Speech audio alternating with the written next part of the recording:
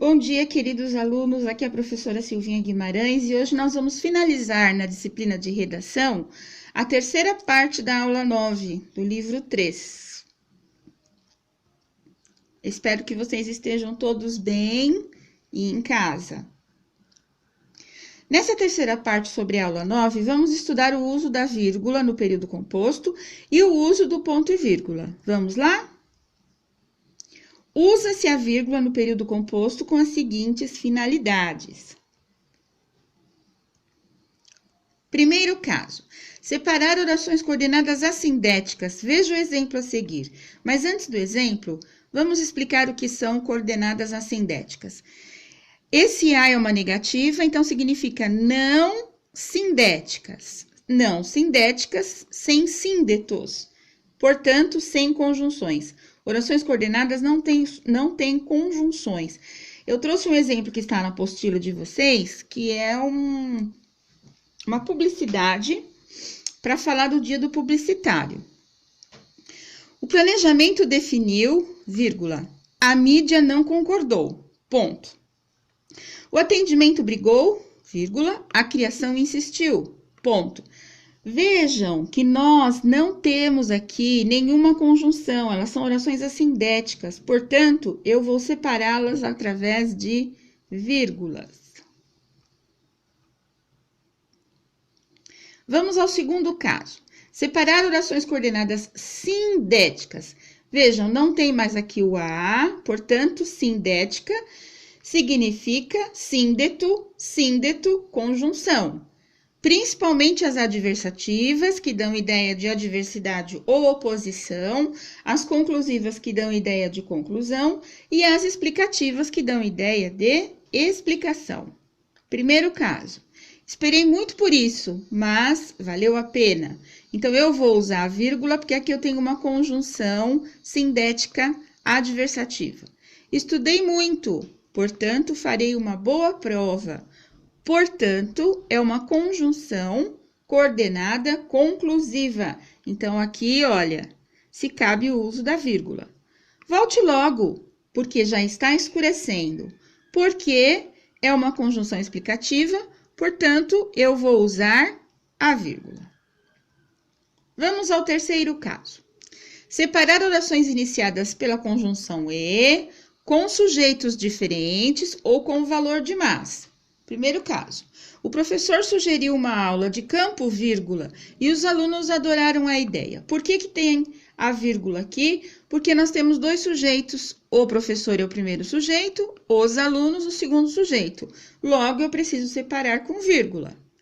Ele saiu cedo e ainda não voltou. Esse e aqui tem o valor de mas. Se nós substituirmos a conjunção e pela conjunção mas, vai ter o mesmo valor a frase. Ele saiu cedo, mas ainda não voltou. Quarto caso. Separar orações intercaladas. Gente, oração intercalada é aquela que está entre duas orações. Tenho certeza, vírgula, comentava a garota. Vírgula, sou muito otimista. Essa oração, comentava a garota, está entre a oração tenho certeza e sou muito otimista. Por isso, ela vem entre vírgulas. Quinto caso. Separar orações subordinadas adjetivas explicativas. As subordinadas adjetivas explicativas têm valor de adjetivo com explicação. Vamos ao exemplo. Aquele idoso que estava na fila do banco era muito divertido. Que estava na fila do banco está fazendo uma explicação para a oração principal aquele idoso. Portanto, virá entre vírgulas. Não há vírgula no período composto nos seguintes casos. Primeiro caso. Entre orações coordenadas aditivas ligadas por e, quando o sujeito é o mesmo. Então, quando houver o mesmo sujeito, não se põe vírgula. Por exemplo, comi demais e acabei passando mal. Quem é que comi demais? Eu. Quem é que acabei passando mal? Eu. O sujeito está oculto, mas o sujeito é o eu. E é o mesmo sujeito nos dois períodos. Portanto, eu não vou colocar vírgula quando houver a conjunção e houver o mesmo sujeito. Segundo caso, antes da conjunção coordenada nem, quando ligo orações curtas. Olha o exemplo aqui. Não bebo nem fumo. A oração é curta, eu tenho uma conjunção nem, portanto não há vírgula. Uso do ponto e vírgula. O ponto e vírgula marca uma pausa mais longa, que a da vírgula, e menor que a pausa do ponto. É empregado nos seguintes casos. Primeiro caso. Separar orações coordenadas que já venham marcadas no seu interior por vírgula. Ou seja, orações que já tenham vírgula, eu vou usar o ponto e vírgula. Os réus mostravam suas razões para as autoridades de forma firme, ponto e vírgula.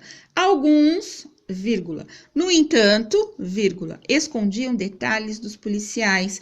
Então, eu já tenho vírgula aqui, então eu vou usar o ponto e vírgula. Marcação de vírgulas, eu uso o ponto e vírgula. Segundo caso, separar orações coordenadas formando antíteses. Muitos se esforçam, poucos conseguem. Veja, queridos, o seguinte. Muitos se opõem à palavra poucos.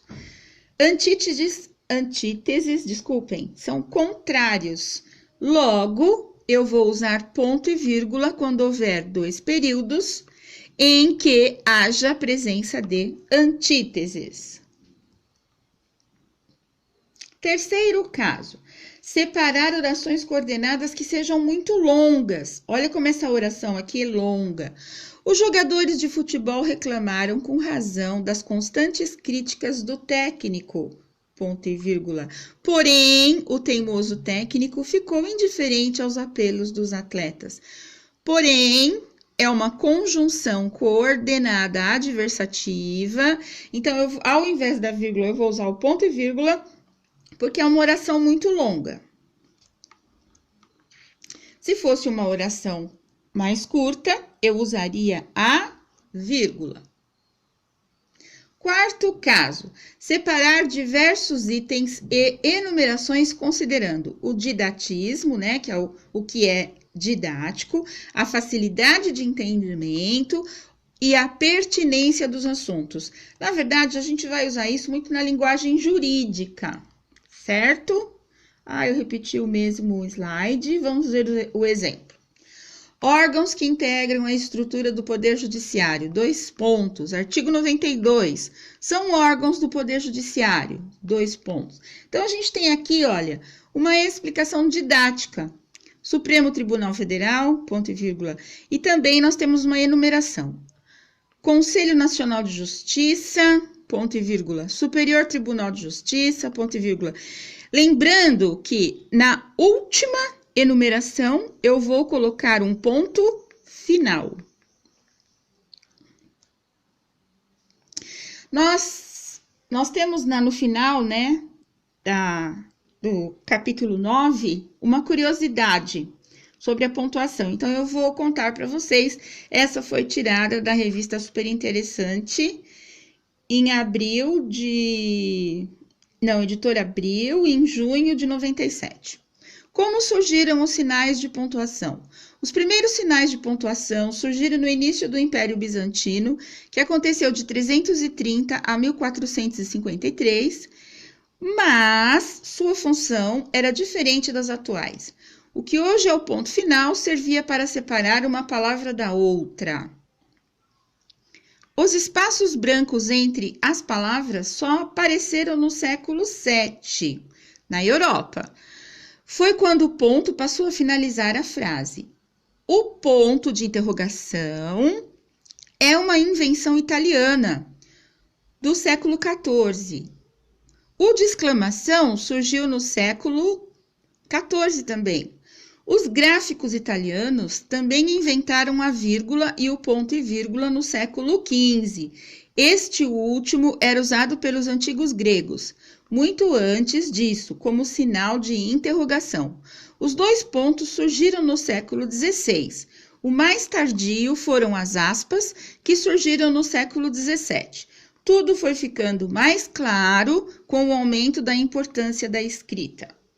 É uma curiosidade, né, queridos?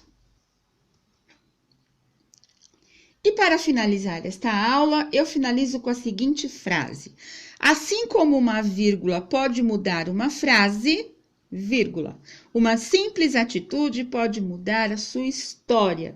Então, vamos ter atitudes positivas, alegres, otimistas, que tudo vai dar certo.